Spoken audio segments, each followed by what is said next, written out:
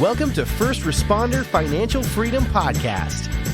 We talk to first responders all over the nation who are investing and working on businesses outside of their first responder jobs. Our goal is to motivate and educate each other and help provide a better financial understanding for a better future. Now here are your hosts, Mike Webb, Tyler Thrush, and Aaron Foster.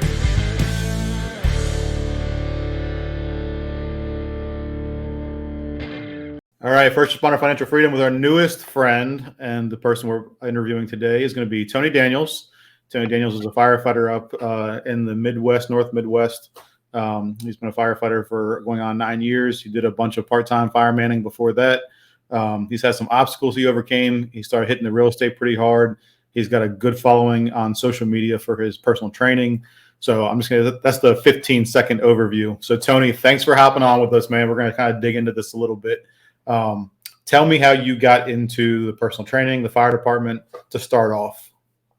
I appreciate you guys allowing me the opportunity to be on here. I'm super excited. Like I said, I don't know what I've got to offer, but I'll kind of give my take on things, and hopefully it can help one person. That's kind of my goal. Has always been.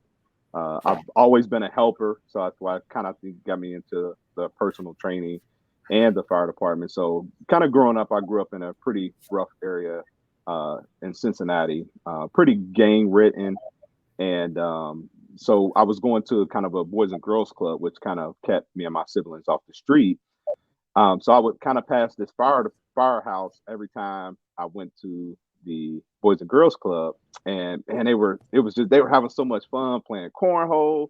And kind of growing up where we were, you were always kind of looking for that camaraderie. That's why I think a lot of us played sports and things like that. We just wanted that kind of camaraderie, feeling like you belong to something. So that's what kind of really drew me to, like, man, I want to kind of do this. And then we ended up having one of our football coaches was a Cincinnati fireman. So he always, seemed to be around, but always was gone. So it was like this weird dynamic, like, man, does he ever work to, like, so that was always cool to kind of watch him and kind of see him.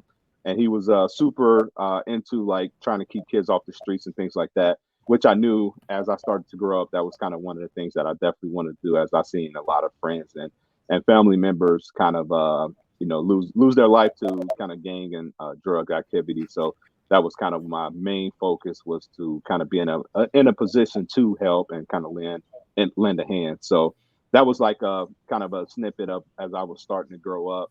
So I played sports all the way through. So that's where kind of the personal training aspect came in. And then, so once I got a little older, I started to do the part-time hustle. I had a son that me and him wasn't seeing eye to eye training.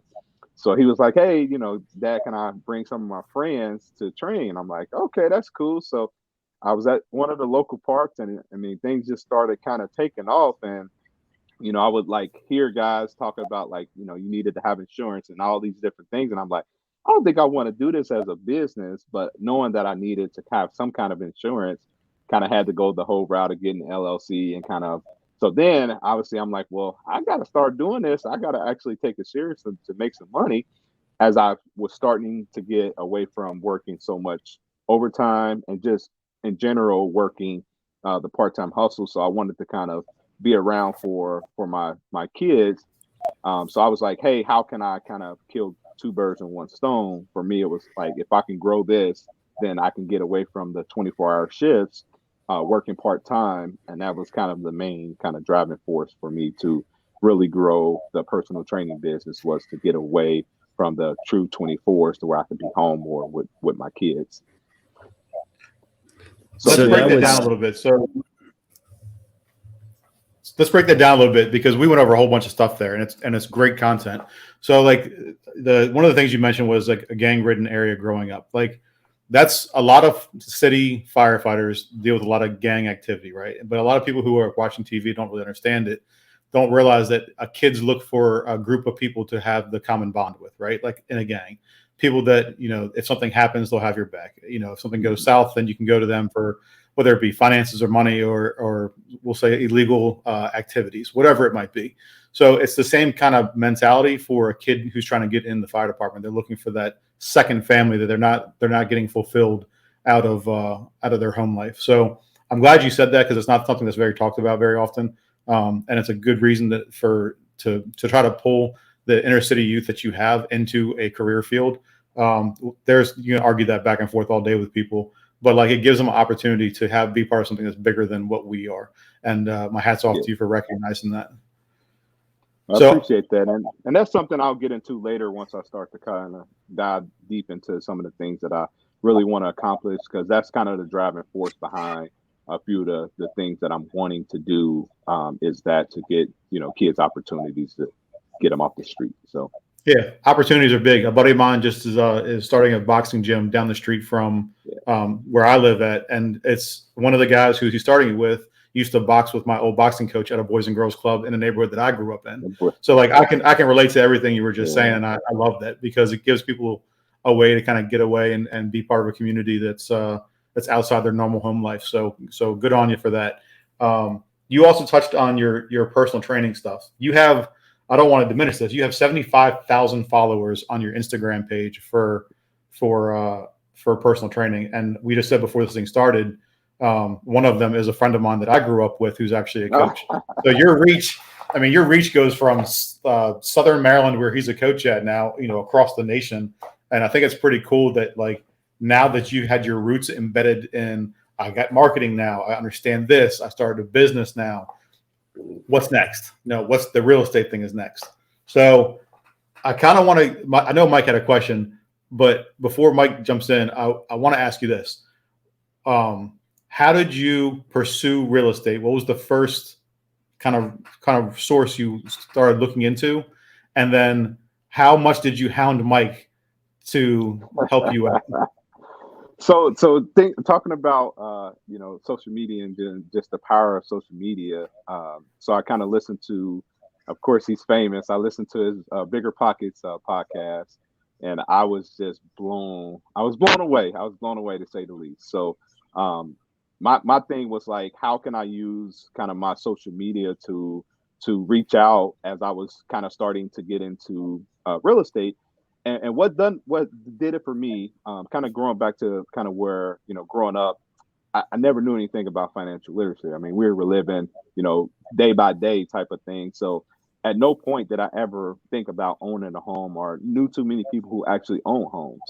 So as I started to get a little older, and actually we bought our first house, I was looking into, like, man, how can I really get into real estate after reading, typical Rich Dad Poor Dad, right? Like, you listen to that, you read that, and you're like, holy crap, like, this is a game changer. Why don't everybody do it? And I think that was kind of where I was more skeptical. Like, if this is that easy, why don't everyone do it? And then I started to get into, now I'm looking into my house, and I'm like, I don't have a bunch of money saved. Like, how can I make this thing work? Start to look into the podcast. You hear about cash out refi, and it's like, are you serious? Like, so I started looking into, our house, and it was like, man, we've got all this equity that I never knew anything about equity. I just bought the house around 08, 09. We bought it, it was a foreclosure. And we didn't know what we were getting ourselves into. We just knew that our actual mortgage was less than what we were paying in our apartment.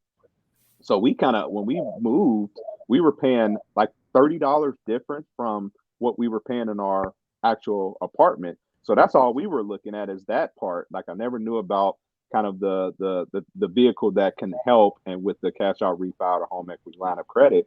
So that was kind of the original, like, okay, like, I need to actually look into this real estate thing, as I'm looking at my house and seeing that it's got this positive equity. That then once I started to look into the podcast, and started hearing about how being able to tap into that equity. And for me, it was kind of a game changer, and a thing for me and my wife to talk about, and was kind of like, hey, we're doing this. I think this is something that would help us. Worst case scenario, we know we're not going anywhere, so we'll just let it ride from there. So you listened to the podcast with Mike Superstar, and then you found the group, right? And then what? So I once I had reached out to Mike, and I think I was just kind of, like I said, I was hounding him. I was trying to use my influence on Instagram, so to say. I was, trying to just figure out, one, how can I do it? Because I think for me, just how my mind work, if for me, too much information is the same as no information. So when I have all these different options, I tend to not do anything. So for me, you started to actually listen to the different podcasts and then the actual group, and you hear about like these mentorships. And it was like, for me, I never, really knew about a mentorship. Like, what is a mentorship? What is a group training? So for me, it was like, how can I kind of bypass the years and years of me knowing that if I did it by myself, I would just kind of kick the can down the road, as I've got that shiny object syndrome. Oh, this, do that, do that. And then I wouldn't do anything. So for me, it was just really trying to find somebody to break it down in kind of layman terms and really just give me kind of a step by step, like, do this first. Don't worry about any of this other stuff. Do this part first. And because you can't do anything unless you do this part first. So reaching out to Mike, I started to join the Facebook group. And for me, I was all in once I started kind of to listen to you guys and seeing what you guys had to offer. I was all in from day one. So once Mike kind of let me, he gave me the option to get in and actually do some coaching calls. After that first call, I knew it was going to be a game changer. Yeah, Tony was persistent. I'll give him that. So, it's one of those things, like, you started out the podcast, like, I don't have anything to provide. Like, what kind of value can I provide? And like, I told him the same thing. I'm like, listen, man, everything you need to be successful is all available on this podcast, YouTube, that you don't need any of this, but, he was persistent, like I said. So eventually we kind of, worked a little bit together, but, Tony did some work though. That don't let him fool you. So Tony, I had a question like 18 minutes ago, and now I can't think of it. I should have wrote it down. So were you doing the coaching while you were on the job, or is that something that you did before the job? Yeah, I started to do it before I was on the job. No, actually I was it was after the job, because I've been kind of in and out doing it for about 7 years. And then I actually went like legit, where I was like actually with a business, as far as like an actual business. It's been about 4 or 5 years as an actual like business, so to say. So I started to kind of pick it up. I was always kind of doing it on the side. I had a couple other little bits. I had like a bounce house business I was doing as I was on the job too. But I kind of took it serious as my clientele started to grow, and I knew that I wanted to be home more, as I was trying to, kind of get into the knowing how important it was to spend time with my kids. As I mean, being honestly, not growing up with a dad, I knew how important that particular part was, and I felt like I was providing money and things that I thought that my kids wanted by working so much. When all honesty, I realized that they just wanted our time. So I knew that I needed to find that vehicle to give me that opportunity to be home more. And that was where the training came into play. So how did you grow? I don't think some people probably realize how powerful that statement right there is. Like, when you really sit there and think about what you just said, like how powerful that is. Like, when you think about, why are we doing a lot of what we do? Like, why are we out there doing this? Why are we out there trying to improve this or make our lives better or provide for our family? Being aware enough to have that realization is super powerful. And it's one that, like, I've personally have had to work on. And I know a lot of people in, we'll call it the circles or ecosystems I'm in, you kind of get caught up in that, because I think probably all four of us, and then I would say the vast majority of the people listening to this call on a DISC profile are going to be a high D. Like, they're the type of people that like to get in, make things happen, like solve problems. Like, that's just the way it is. And sometimes when you're out there so busy doing all that, you kind of, it's like, what's the old saying? I used to have a Jack Daniels glass. It was like, don't get so focused on bringing home the bacon that you forget about the applesauce or something.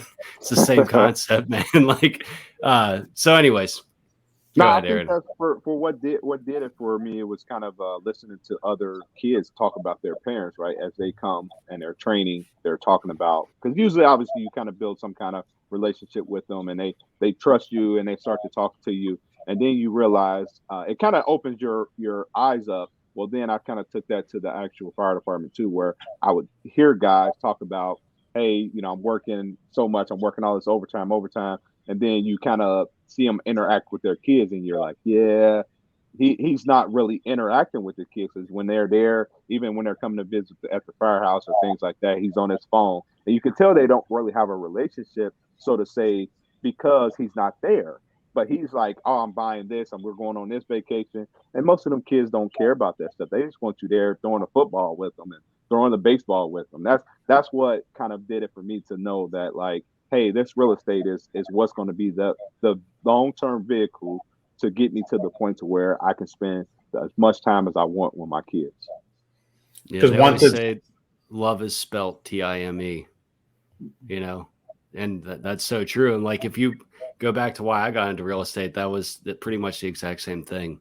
Is like, you're either, what was the one quote somebody had, Aaron? I think it was your buddy, maybe it was John King. It was like, you either work for money, or your money works for money, or something like that. It's the same thing. Like, you decide to make money work for money versus Tony always working for money to get you that time. So invest in things that give you more free time. That's what's it boiling down to. So one of the things you said is that you got a lot of information coming at you, right? And you got overwhelmed with the information. So Tyler, you have something in the comment section. What do you think about when somebody gets too much information? No, I just said, I said a confused mind says no. And what happens is you just start taking in so much information. And when there's no longer, like, you go from a point of not understanding to like a point of clarity, and then you have too much information, and that's when you freeze. And I think, like, Tony said, once you start taking action and you have clarity and you have like a singular focus, then things become easier. So, I mean, I know a lot of people in the group, and any like mastermind we've been a part of, or most of us, you get this paralysis through analysis, and it's just at some point you got to jump off the cliff, and it is what it is. And I remember my first flip, my buddy who helped me get it through acquisitions was like, dude, what's the worst case scenario? And we worked it backwards, and I'm like, I'll probably lose like $5,000 or $10,000. And I'm like, well, that's not really like a fatal mistake. It's not going to feel good, but it's not the end of the world. And I still have the picture of me in front of that house. And then I remember there's another picture I have, same thing, in Boise, flying home after I had my first virtual one. And I was like, holy crap, what am I doing? But had I never done those things, I never would have learned at the rate that I have now. So education is good. I think too much education is not good. Andy Frisella always talks about, he calls them mastermind zombies, I think, or something like that, where they sign up for every available mastermind, and they just get so many masterminds going that's their thing now. They're not actually implementing any of their information. So we had this conversation between Tyler and Mike and me a while back, and it's just like, sometimes it's the amount of information you get. You don't know what you don't know, and then you get overwhelmed with information. And I'm going to give a case-by-case basis for this property I was looking at earlier today before I came here. So I went to look at a property, and it's Mike and I are both trying to take money from the sale of one property, not pay capital gains taxes on it, and wrap into a new property. So I was looking at commercial property by University of Maryland, and the information that was relayed to me was not accurate information. So you need to have good information, accurate information, and not be overwhelmed, right? So this one says 2 parcels included in the sale, 4906 Berwyn Road, blah, blah, blah, blah, blah. Top units are 2 office buildings. Business and basement can be converted into 4 residential units. The property is zoned CGO, provides a broad range, blah, blah, blah, blah, blah. So the information on this listing is not accurate. There's actually 2 different sales, but they're saying it's to get people in the door. They're saying it's one property for $300,000 when it's actually 2 properties that have to be combined and purchased together for $900,000 cash only. But to get the information out there and to get you like the shiny object syndrome, like here's a good option for you. This is what they do. So it can't be overwhelming information, bad information, and the accurate information are the big things. So now that you have all the accurate information, Tony, of what to do to go forward, like what was your step into the real estate realm after working with Mike? So as we started to kind of dive into like kind of small stuff, he did a really good job of breaking things down to where each week we had like steps of things we needed to do. Then what was super rewarding, he had me read the one thing. And that for me, that was it. That was like, okay, all this kind of what I call noise was just super distracting, and I was able to kind of break things down into smaller kind of tangible processes, which then kind of opened me up to kind of start to test the waters, to actually go out and start to talk about what I wanted to do. So I started to do more posting about like things that I wanted to do. Hey, I'm getting into real estate. I'm a real estate investor. Then I went from I'm thinking about getting into real estate to, hey, I'm a real estate investor, which that was kind of Mike's thing, was like gave me the confidence to actually say like, hey, this is what I'm doing. So as I started to talk to more kind of parents, I started to talk to pretty much anybody that would listen to me. I started to tell them what I was planning on doing. He's transporting people at work. Yeah. Hey man, if you know anybody looking to sell, Yep. Hey, I'm in the business, baby. Come holler at me. So one of the parents was dropping them off, and it was the granddad. He had a set of houses that he was wanting to get rid of. So that was kind of one of me and Mike's projects. We kind of started to break that process down, and then actually we ran through the numbers, and we were kind of going back and forth because it was still super overwhelming for me, knowing like, you know, the whole package was like 300,000. I'm like, dude, like this is crazy. Like 315, I think, total. So as we started to kind of break things down farther, we went over kind of one of the houses that I thought would be kind of a better fit. So we started to break that down, and he did a really good job of just showing me the numbers. Like, look, this is what it is. Like, this is what it's going to bring in. This is what it's worth. This is what you're going to pay for it. And I was kind of going back and forth in my head, like, maybe this real estate thing ain't for me, because I cannot see myself, you know, spending this amount of money for a property to not really know what it's going to do. So as he started to kind of really do a phenomenal job of really breaking that process down, I ended up kind of pulling a trigger on that first property. I told the guy that this was kind of my number. We kind of went back and forth, and he agreed on that particular number.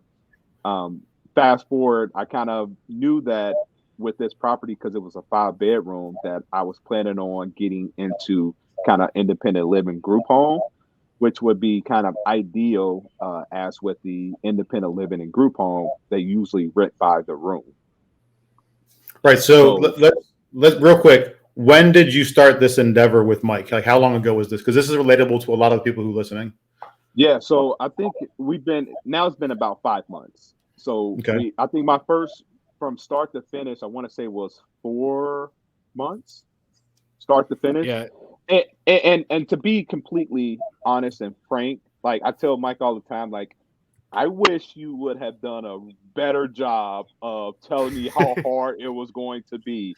Like, this is what I thought. Like, I thought I was going to, first day, I was going to talk to him, and he was going to give me the secret sauce of like, hey, this is the thing you need to do to go get that deal today. Like, that's what I thought. Like, it was going to take me a week tops to get this like home run, and I was going to be good. So I kind of didn't take the homework serious. So I was kind of really half-assing, and I really was, to be frank, because that's what I thought. I thought like, hey, I'm paying this money. We're going to talk a couple times, and man, I'm good. So as I started to see, like, he was telling me stuff that, not that I knew already, but I knew some of the steps, and I'm like, okay, but give me the rest. Like, he holding out on me, right? Like, he's waiting, because now he's got to act like we got to meet. more and more Gotta times. upsell it. Yeah, so he's holding the information out. So obviously, come to find out, like this was the steps. It was just the process of continuing to do the boring work, and that's where I struggled because of my dyslexia. Is the boring work, like I sitting down at a computer for an hour or 2 hours, cold calling and sending texts and sending like that. That's where I struggle at. But obviously knowing like that was the secret sauce. Like I had to do the boring work, and none of it was going to get done if I wasn't willing to do the boring work. So the hardest brain power money you've ever made, and the easiest money you've ever had in your pocket. Yeah, right? 100%. I tell kind of talking to my wife and just friends, and I'm just like, that's what I thought. I thought like a week's tops was like where our first meeting. And I'm good. I was like, I told them like, oh, Dad, it's gonna be easy. I done found me a coach. I'm good. So obviously, not knowing that wasn't true. So the funny thing is like you look at these deals and like these processes that we're going through, and it's like we're used to like putting our head down and bowling a china shop, going forward and just figuring it out, right? Like we're used to hard work and labor. That's why we're blue collar dudes. Like everybody, most of the guys listening are going to be blue collar people. But this is a different type of work. This is a mental capacity. It's just different. So like you're not going to tax your body as much. You're just going to tax your brain more. And there's a certain amount of bandwidth and capacity that you'll have to allot to do this kind of things. And most of us aren't used to it because it's just not what we do. So it's interesting to see when people get into like these kind of scenarios where they have to change their complete mindset to wrap it around and execute this way versus just getting their hands dirty. So that's great that you put that out there. Mike, you had something to say. Yeah, I was gonna say, let's just first off, like I love that the secret sauce. It was just doing the boring work, because that's so true in so many things. Like think about it in the gym setting, right? No, man, you're not being successful because you didn't come to the gym. You've been eating ho-hos, you fat ass. Yeah, like that's the secret sauce is you need to show up and do the work. Yeah. So it's Aaron's sympathy weight. Yeah, my pregnancy weight right now. But if you wind it back, like you said, and so like I just looked at my calendar. December 13th was the first call I have recorded. So we did a call before that because like I said, you were hounding me. I say that in a nice way, right? You were persistent. And I was like, listen, man, like, here's all the stuff. And you're like, no. And you're like, I need a coach. I'm like, okay, well, here's this guy. Here's this guy. So the long and short of it was I made you commit to 3 months. If you recall, I was like, hey, man, here's the deal. Fine. I'll do this. And, because I love helping people. But what I don't like is whenever people are like, hey, man, can I pick your brain? Can I do this? Can I do that? And they want to just. And I still do it to this day. Like I have no problem hopping on a phone call, Zoom call, whatever. But whenever people want to just constantly ask questions, but not do what you just said, do the boring work, like that tells me you don't really want it. And that's fine. Like that, I don't care. That's totally cool. But don't like expect people to show up every week, right? For you to just drain it, So I asked you to commit to it. And that's where I really struggle, man. Like, I had never had anybody pay me to coach, and I really didn't want to do that.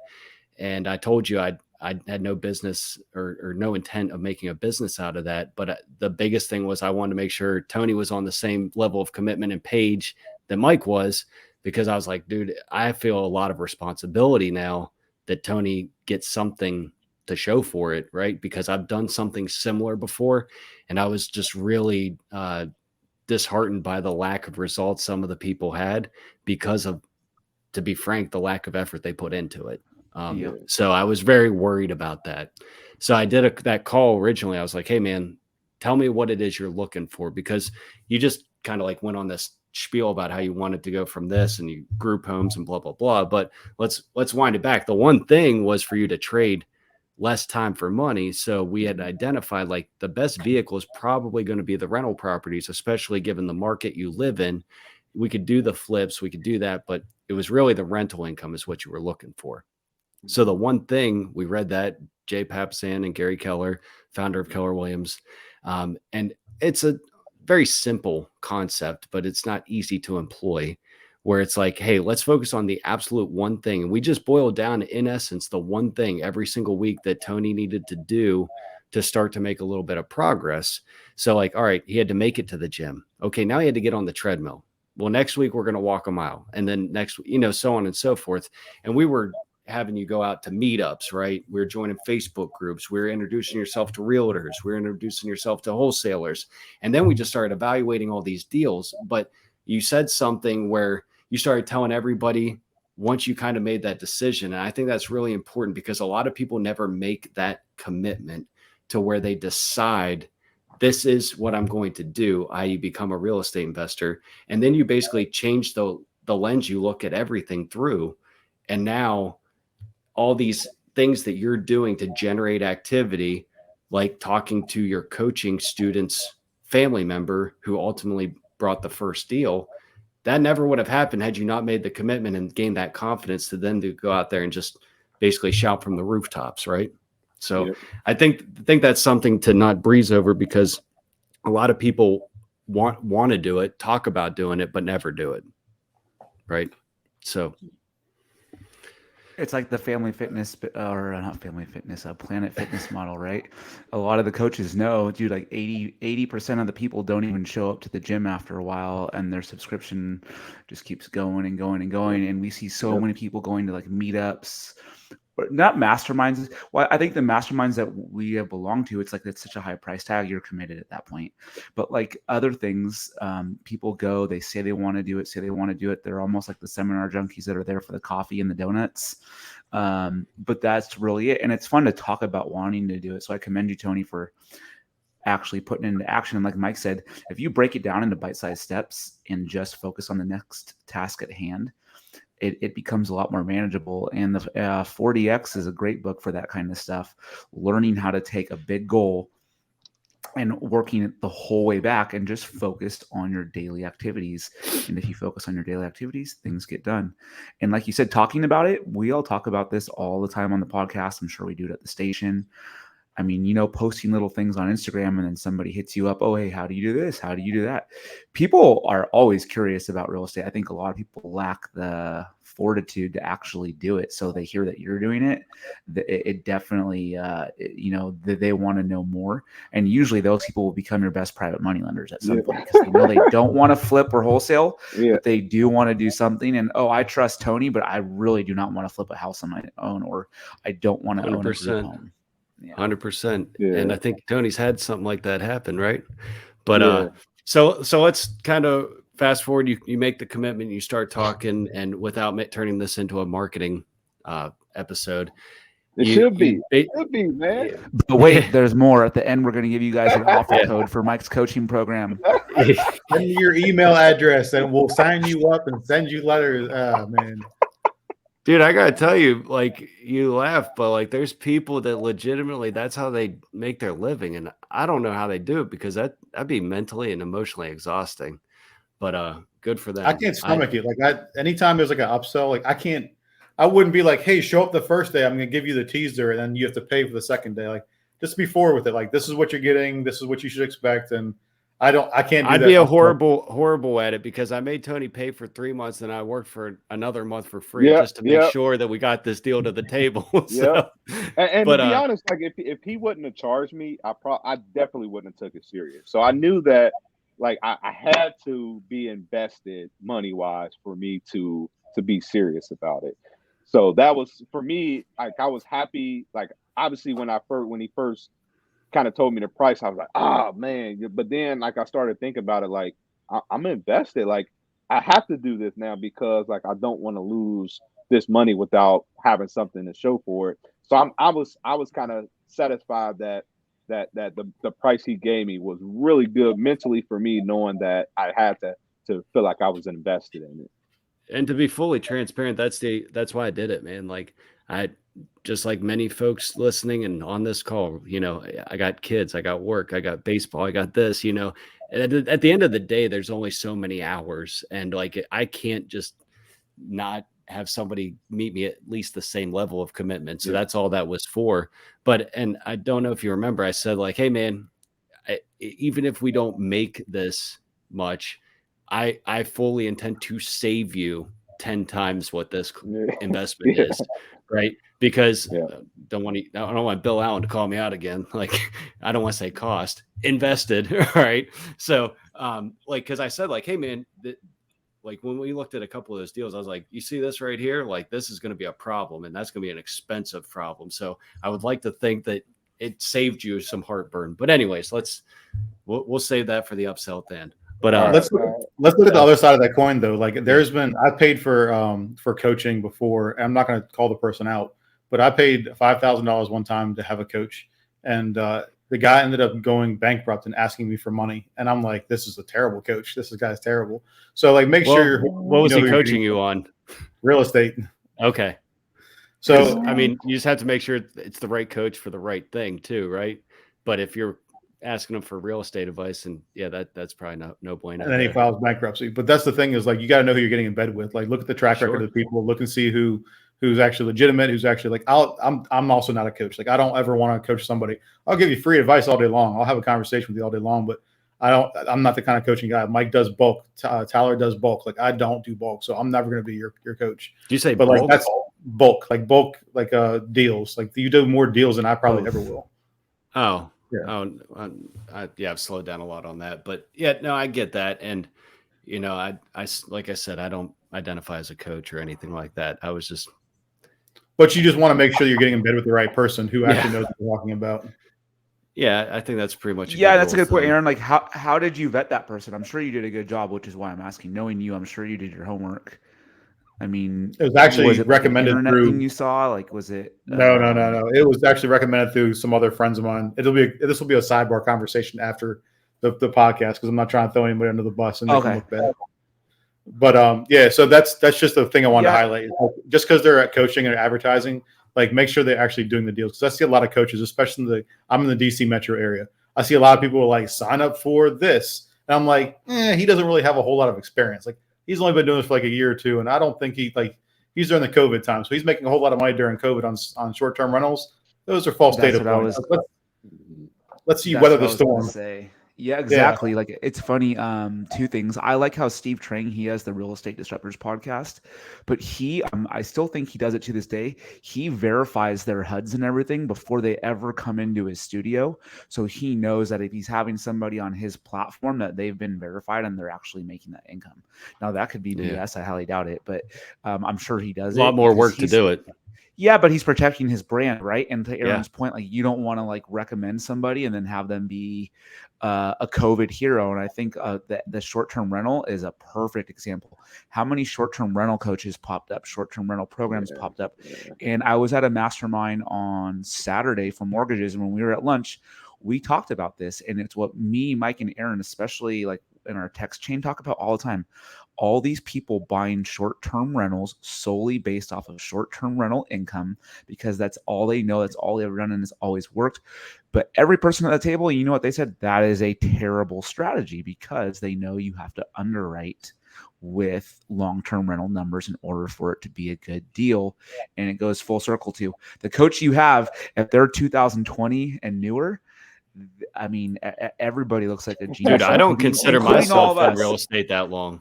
Well, right, but that's what I'm saying. So I've been, it's like 20 years, but still, there's people that have been in there 30, 40 years that have seen these high interest rates before, that we had never really seen stuff like that. And I feel like I've been in real estate a long time, but there's still people that have been way longer than me that know things that I don't know, because I have not seen that part of the cycle. And those are the ones that you want to search out in different times.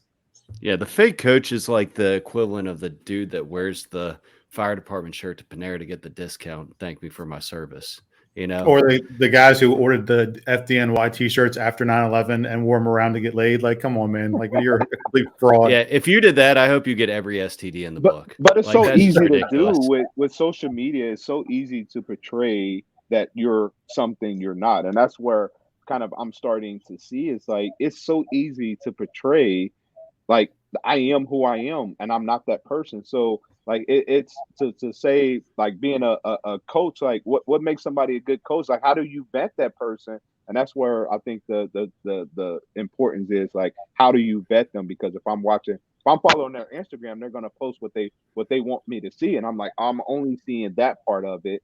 And if you don't go deeper, now you're kind of in this position where I'm relying on this person who, like you said, haven't weathered that storm, and now he's giving me advice on a 3% interest rate, and that's not what we are anymore. So let's talk about some coaching, because you got a massive following on your coaching platform, right? So how did you, if you guys don't mind, I want to get into, like, how did you start marketing that? How did you start building it? How did you get followers? Like, what's the deal with your coaching? So I think my secret sauce, I keep saying secret sauce because I use that a lot with my youth. It's like it's kind of personal. Like, I'm very, very, very personal, and I'm intentional when I'm personal. For instance, like, every week I text parents. I have like a group each week. I text a group of parents, and I just give them gift cards to like Panera and coffee. So I'm very intentional to where, like, I'm not really even advertising much, because I'm pouring so much into my parents and my actual students that they're going to do more talking for me. So most of my, like, clientele come from other parents talking about how good I am with the kids. And obviously, with knowing that the boring work, right? If I can just get you to show up, most kids don't enjoy training, right? So, but if I could just get you to show up because you enjoy coming, now we're going to be able to take you to a different level, because you're just there doing a boring work. I'm not doing anything special. Like, we're literally are just consistent because they enjoy, which then they see the results, would then kind of conspire to, now I want to be there more because I'm enjoying myself, I'm having a good time, but I'm also getting better. And that's been kind of what I call my secret sauce. It's just really pouring into the kids, pouring into the parents. I kind of got this philosophy now where I'm, posting, multiple days or multiple times a day.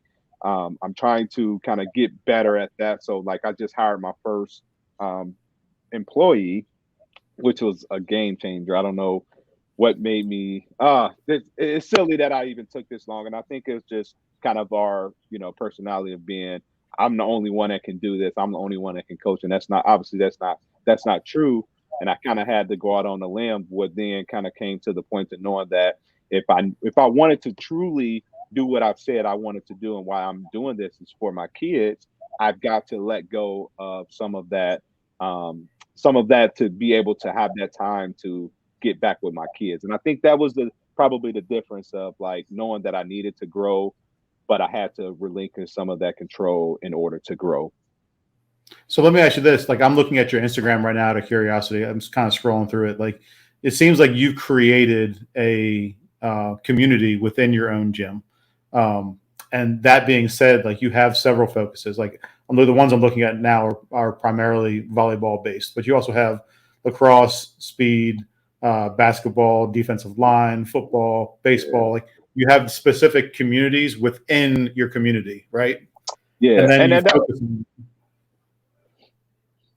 go ahead. Yeah, go ahead. All right. No, I was just saying that was the difference between kind of that, like, I've got so many things going on, like, my mind has to focus. So that's why I'm now driving to more towards the volleyball, more towards the lacrosse, because it's like, I know I can't be good at everything, but if I can just narrow down and kind of narrow my focus, I can really be good at that niche. And that's kind of where my focus is now, is being really good in that niche spot versus trying to be average at everything.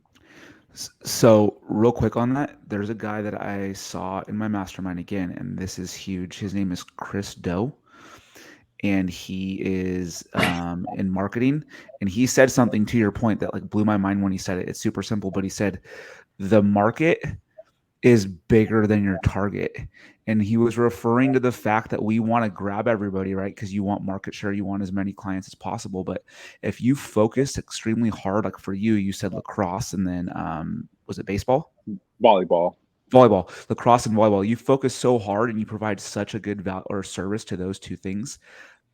The people on the outside of that specific target will also funnel in too.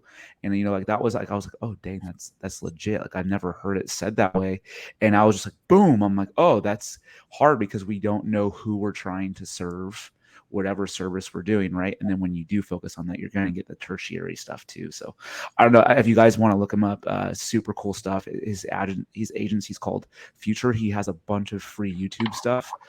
Chris Doe. He's really good at conveying his message. You can tell the dude understands his business very well.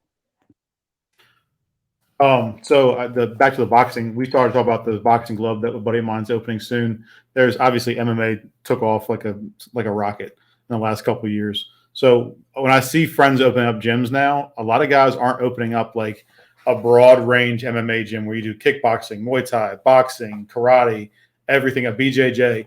The reason is because each one is a specific skill set that you need to focus on that. Same thing for real estate too, or for personal training. Like you have to be able to get into assisted living facilities or short-term rentals or long-term rentals or storage unit facilities. If you get too much information on each one of these topics at once, you're going to get overwhelmed and you're just going to shit the bed and not doing anything. So we talked about this a little bit before, but I want to kind of get back into it. Like you've been looking at different types of facilities, what a lot of people don't look into: nursing facilities, halfway houses. What are you looking into now? Like, what are you working on now? So currently, explain how you went from keeping it Section 8, and then moving it into this. Correct? Okay. Yeah. So I inherited a tenant into my first property, and she was Section 8, and it was kind of a cool situation. And she has been there for 10 years. Rents were $950, and I was able to raise her rent after like a couple weeks. I was able to raise it to $1,500. So the guy who had it, I mean, he didn't do much of the actual day-to-day stuff with it. So he didn't raise rents in over like 5 years. So market rent over that area is like $1,800-$1,900. So they didn't really bat an eye at me raising $1,500. So to say all that, like it was kind of amazing to see as I was going through that process of like trying to figure out what I was planning on doing as far as keeping it Section 8, if I was going to rent it out to a private or whatever I was going to do. So I started to kind of get into looking into independent living and group home. So as I knew that was a group of kids that I really, really wanted to help. So I'm just a kind of a helper at nature. So I try to fix things, and that's usually kind of what gets me in trouble with my wife. Is so she's like, you can't fix everything, and I'm like, well, I can try. So I've got this. Yeah, right. So I've got these group of kids that we kind of know that like they're going to get lost in the system and they're going to grow up. Most of them are a ward of the state, so they stay at these facilities full time. They'll never go back home. And the amount of money that the government is allowing for these facilities, there are some real challenges that can be accomplished if the right people get into these facilities to actual help. So just to clarify, this is not a nursing home. So for those of you thinking that this is the place you go where there's a person that needs a nurse 24/7, that's not this. Correct? Yeah. So these are kind of at-risk teens. So you got the group home, which is usually kids from, I want to say like 7 to 16. And then you've got semi-independent, which is 16 to 18. And then once they age out of that, they go to independent living until I think 21. And then they're kind of on their own. So then they just are out in society, like all is normal. So it's like really I'm trying to then go from that group home, keep them into the semi-independent, keep them into the independent, and then have these resources available for them once they get out. So what I'm planning on trying to do is have financial literacy within my program. I'm trying to be able to offer trade schools. So we're pushing trade schools super hard.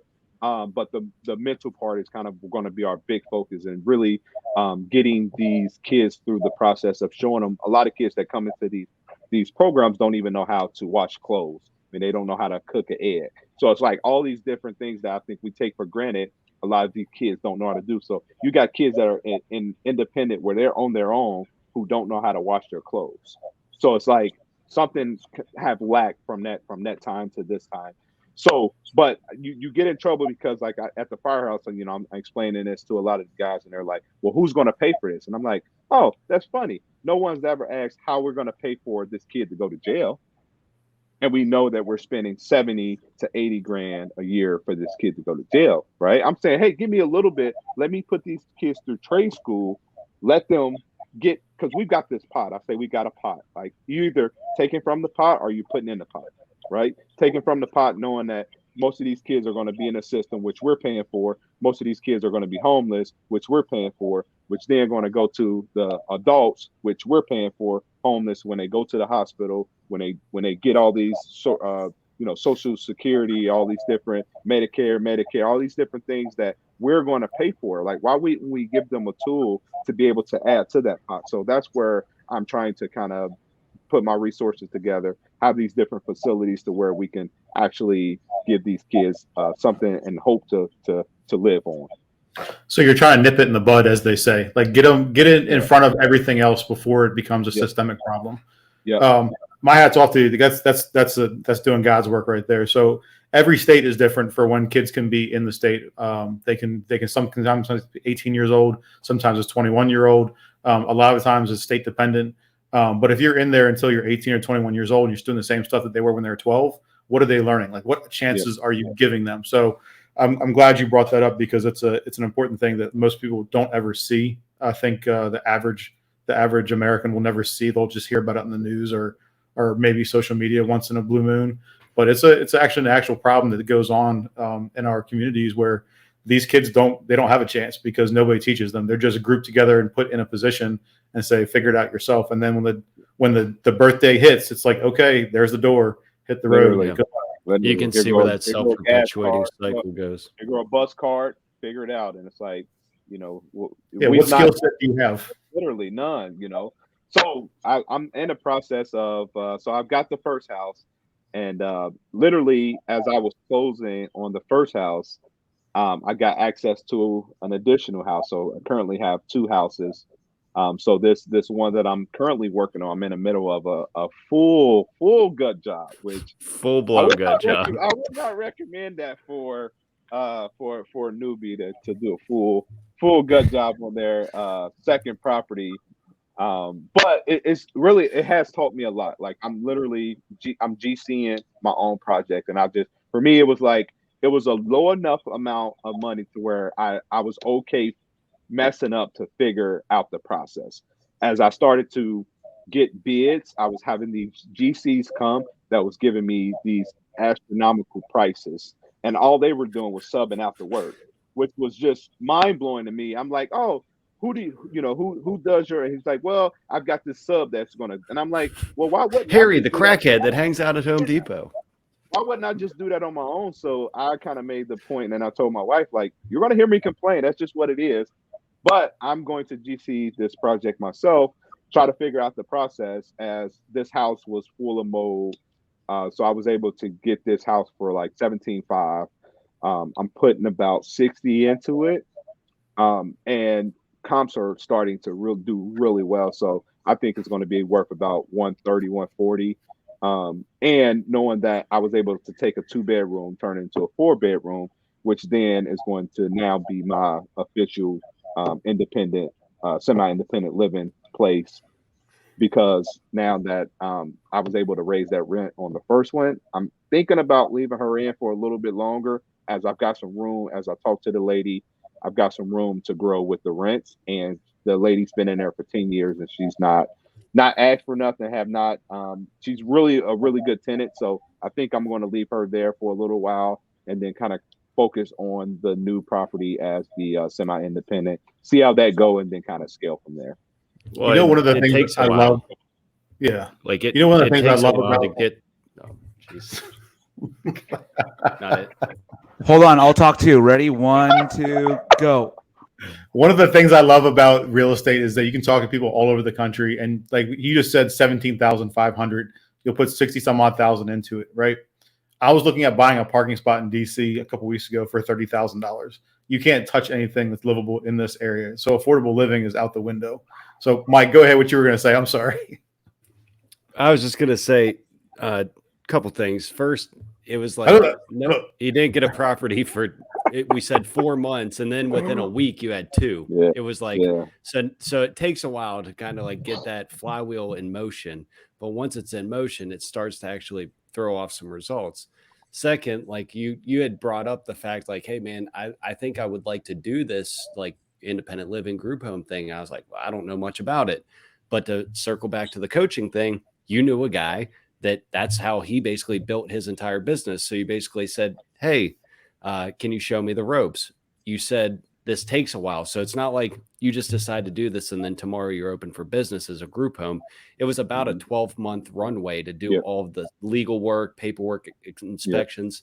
So now you got this first deal that's generating $1,500 a month, right? With room to go. Now you're figuring out this other one while you're doing the paperwork to get onboarded as an independent group home, which, like you said, they do by the room. So you're going to be all into this place for like 70 or 80,000 bucks, right? You just said ARV is probably about 130, 140. So you're about 50% of the value, which is awesome. And then hypothetically, if you had each 4 of those bedrooms rented through the group home, what kind of price points are you talking about there? So with the semi-independent, it's about 100 to 150 per person per day. Now, it seems like a pretty large number, but there's so many, like obviously dealing with the government, you got to get, I had to get my 503c, which then I'm basically an employee of the actual 503c. So it's not like what's the 503c? Okay, so 503c is just a nonprofit. So a lot of the government kind of entities that operate, you have to have your nonprofit that's a way to really kind of track, because with the nonprofit, you have to track the income and what you spend. So we got to have board meetings and all the different things that come with a nonprofit. And even though it's a nonprofit, you're still getting paid as an employee. Yeah, so with the kind of one of the ways, because you can't be on the board and an employee of the actual nonprofit or the actual business within the nonprofit. So one of the ways that you kind of get around that is just being an employee of the actual company. So that's where like me and my wife will be an employee of the actual company operating out of the nonprofit organization. Clear as mud. So it's kind of additional income for me and my wife. So we're kind of able to kind of do multiple things. As one, we can help as many kids because it's ours and we're not operating, because we were doing a lot of like volunteer work and like helping other organizations. Well, then you're kind of basically dealing with the way they operate. And what I'm starting to find out, even within the actual organization, like I'm like, hey, I want to do this financial literacy. And they're like, well, you don't really have to do that. Like we normally don't offer that. And I'm like, well, I want to. And they're like, well, Tony's trying to upsell his group home. I got more stuff to offer. It's just crazy that they want you to do that bare minimum. So that's where I was like, I have to have my own to be able to offer these things, as most of the places that I've either dealt with or volunteered at don't have these entities involved, and they don't want any part of that because they just want to collect that money, make sure the kid don't run away so they can continue to get that check. It's so weird that financial literacy is not taught like anywhere. Not weird. It's just tinfoil hat time, Aaron. But I swear, I think it's so weird that it's not taught anywhere, to where it's like, well, why is this not important? And to me, it's like, well, if you don't teach it, then you create a constant employee mindset. You're never going to expand past that. And like I said, I never used to think this way, but I could not be more sure of something than I am about this, because it's never discussed. Like all these concepts, nobody ever learns. My hat goes off to you, because I mean, it's something that's a glaring hole in everybody's lives, and I'm sure the kids that you're directly involved with too. But everywhere, it's like across the board. It's like, unless you come from money and maybe they pass that down on to you, nobody has the roadmap for any of this stuff. And it's super confusing. You're like, oh, I don't know how to budget. I don't know how to do any of these things. It's a trip. So that's good. That's cool that you guys are doing that. Yeah. Maybe instead of taking like a Spanish 4 or solving the Pythagorean theorem, we teach you Latin. Taxes. Trigonometry, right? That's what Let's learn a dead like, language. Yeah, that really helped me. That trigonometry helped me. Yeah, I got Google Translate, bro. Show me how to file my taxes. Yeah. Bring back home ec. But So when I just did the quick math, that's like $215,000 in income on a 4-bedroom house that you're going to be all in for about $75,000. Is that Yeah, correct? it's about 80. I'm gonna be all in with I'm holding close about 80, 84. 84 with holding close. So, and that's where like obviously trying to maximize the income on that is trying to figure out that's where it was for me knowing that that was an option because independent actual true group home they pay like 200 250 per kid per day, but that's like full-time staff around the clock. Semi-independent is only requires staff on 7 p.m. to 7 a.m. and then independent, you're just checking on them once or twice a week. So there's obviously costs with whichever step you go through. But I do wish there were more kind of solid people who actually want to help. And I think majority of them probably go in with that attention. But once that money starts to flow, I think you just kind of get lost in the sauce with like, man, why wouldn't I just open up another one? And then once you open up another one, you lose that personal touch of actually trying to help. It's like a puppy mill. Yeah. Yeah. Yeah, man, that's interesting. And obviously we'll have to have you back once you have like a little more action in that realm, because I'd be interested to know more about it. Not because it's necessarily anything I'm looking to do, but those numbers are nothing to sneeze at there. Like that's a lot of income for a $75,000 investment when you think about it. I imagine the upkeep might be a little bit heavier, but you're basically doing this house from the studs. Yeah. No, it was I new electric, new plumbing, HVAC system, literally everything but the studs. I literally took off everything, the doors, so it's definitely was. Can you Line-X the whole inside? Just like the whole thing. Put floor drains in each room, and then like on Saturdays you can do the bay floors just like it works. But you know what? Not a terrible idea. Doing a system like you basically kind of showing me like that system. Like I've been able to break down the breakdown part, right? Like I can't do anything before I do the renovation or the tear down. Like I can't. It doesn't matter. So why worry about everything else before I get my dumpsters, order, you get that tore down. It's like, okay, then what's the next phase from there? Now I got to do the rough plumbing, rough electric. Okay, like let's worry about that before I worry about drywall. It's like once that comes, and I've been able to break it down into kind of the phases: phase 1, phase 2, phase 3. Which is weird me even talking about this. Like I never knew anything about all this stuff. Now I'm throwing out all these terms and phases and all that, but it's kind of cool to see that process as I'm now kind of, like I said, GC in this project where I'm like, this is my, like to Wednesday, they're supposed to start drywall. So we've got our rough electric, rough plumbing.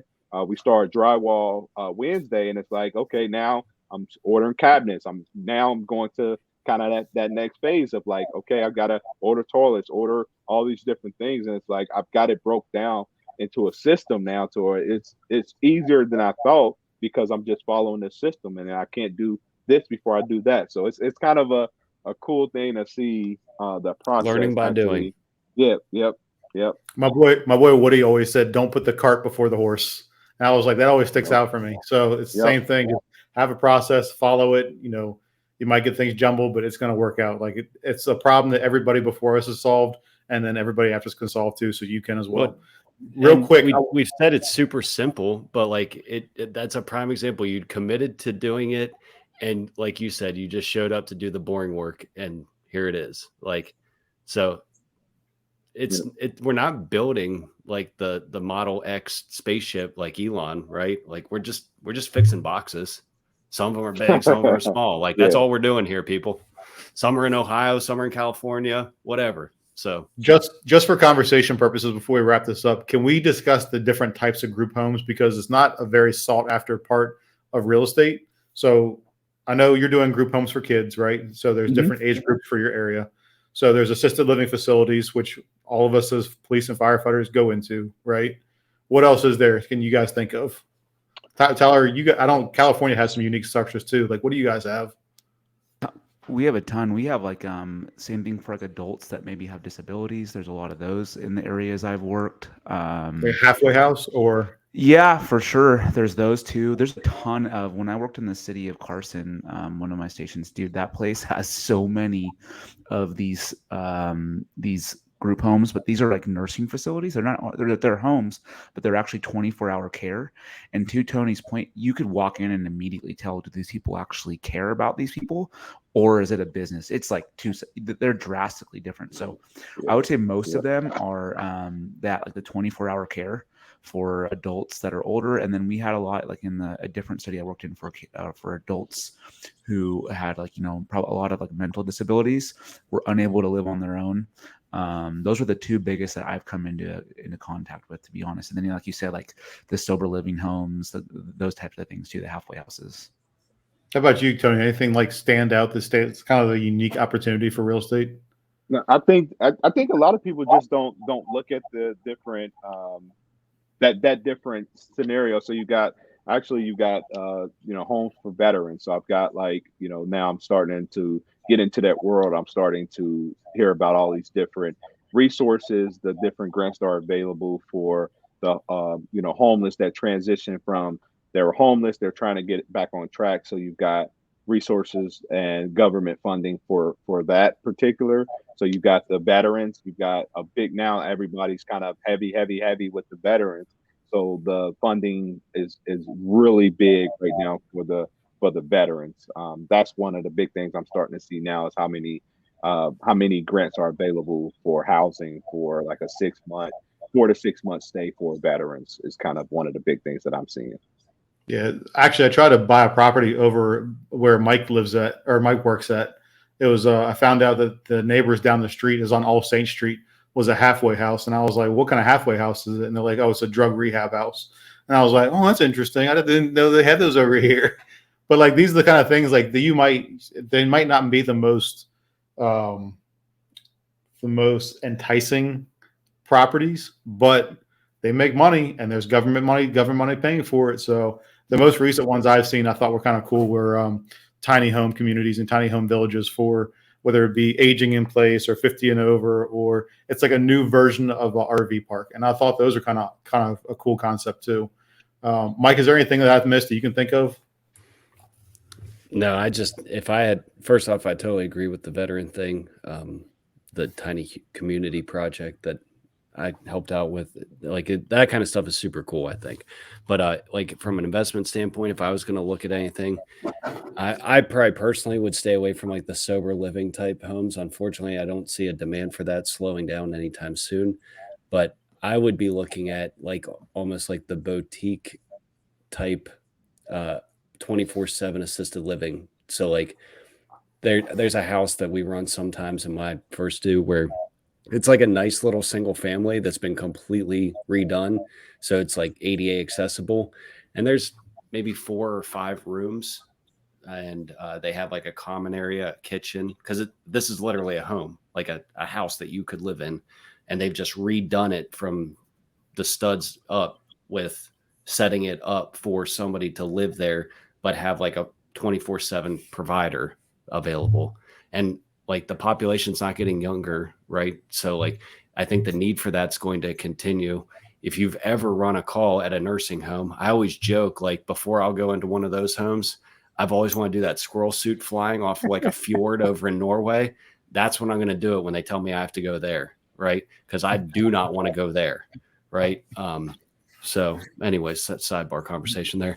But yeah, that's what I would do, is like the little 24/7 assisted living, like, so you can move your loved one into like a small home where they're actually getting cared for, and not some idiot coming in saying it's not my patient, I just started my shift, not my floor, whatever the case may be. I had one of those at 5 o'clock this morning, and I think I still have, like, my pants still smell like pee from him.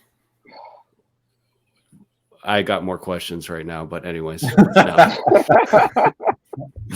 But all right, man. Well, I know we're coming up. Everybody's got probably stuff to do. You're a busy man, Tony. So Aaron's got a couple final questions, and then we'll sign off. Yes, sir. All right, Tony, if you could go back and give your younger self advice, what advice would that be? Find a mentor from the beginning.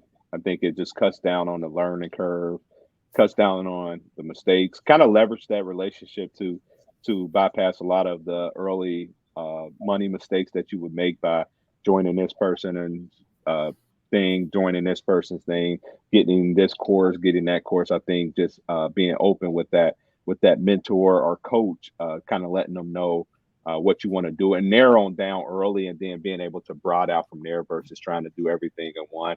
Figure out one thing you want to do and narrow down and just go hard at it. And I think the biggest thing is not everyone's journey is the same.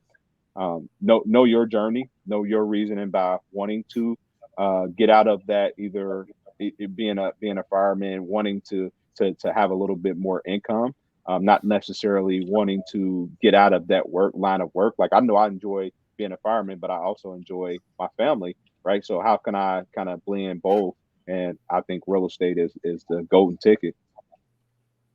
Good answer. And the second question I have for you is, what's your why? I think I have a good idea, but what's your why? Like, why are you pushing forward? Yeah. Family. I think obviously growing up without a dad, knowing how important that personal, just being able to be around my kids, that's super important. And I'm a helper, so I'm trying to kind of do my part. If I can kind of help one or two youth kind of grow up, and I'm starting to now get to the point where I've got kids that were with me from the beginning that are now getting ready to graduate college. Like, I've got a couple kids who are D1 athletes who are now like coming back and like, Coach, like, I really appreciate you pouring so much love into a lot of the times you didn't have to text me, but you did. And that's where now I'm starting to try to translate that to actually helping kids who I know for a fact they've got these statistics that saying this kid will grow up and be in jail if you don't do X, Y, and Z. So I'm looking forward to that part of it. Cool. And for social media, on Instagram, you're Fireman Flip, and you're also BTB Speed. Both your name, Tony Daniels, on both of them. Is there any other ways you want people to contact you or reach out to you? That'd probably be the quickest and the easiest way to get in touch if you're wanting to chat. Like I said, I don't know what I got to offer, but I give you my time.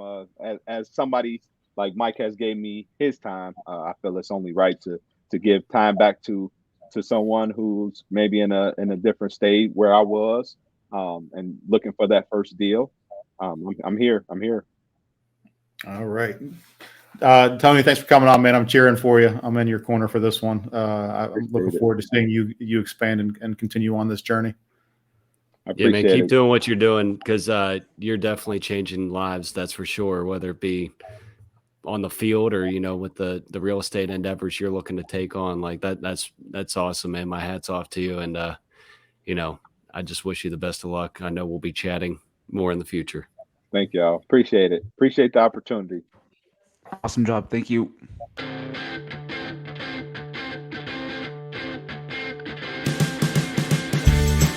Thanks again for spending some time with us today. If you found value in anything you heard, please share with someone who may benefit. We look forward to connecting between shows in our Facebook group, First Responder Financial Freedom. Till next time.